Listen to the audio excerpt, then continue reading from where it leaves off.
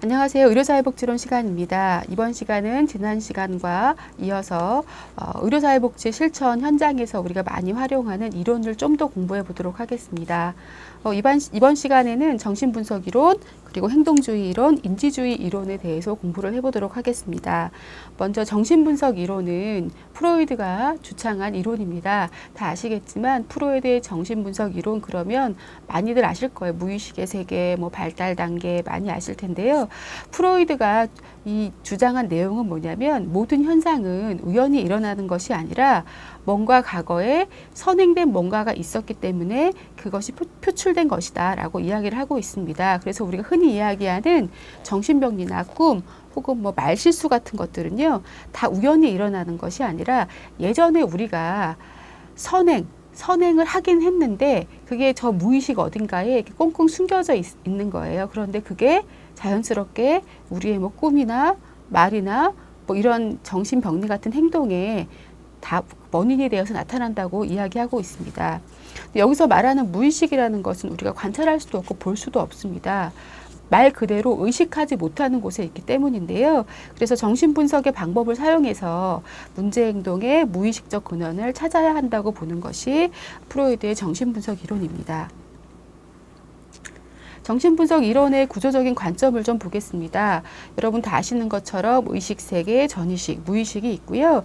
또 자아, 초자와 원초아로 이렇게 구분이 되어 있습니다. 그래서 이것은 각각 뒤에서 조금 더 설명을 드리겠습니다. 그래서 인간의 마음은 초자아, 자아, 그다음에 원초아로 이루어져 있고요. 서로 상호작용을 하면서 우리의 행동과 성격을 규정한다고 보면 되겠습니다.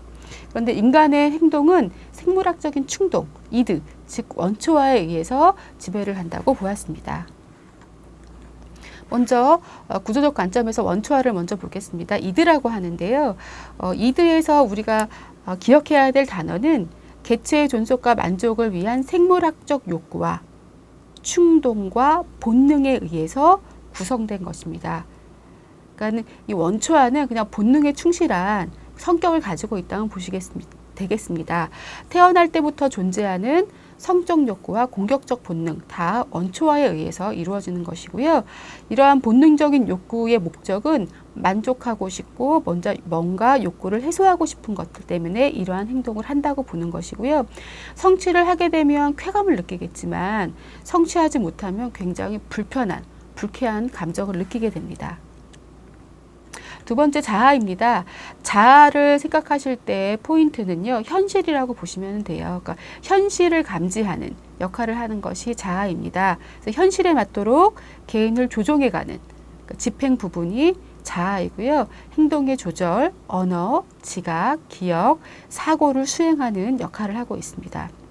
그러니까 이드의 충동, 즉 원초아의 충동과 슈퍼에고, 초자아의 요구, 또 사회 환경으로부터의 영향에 대해서 중재자의 역할을 하는 겁니다. 즉 이드는 원초아는 본능에 충실한 거고요.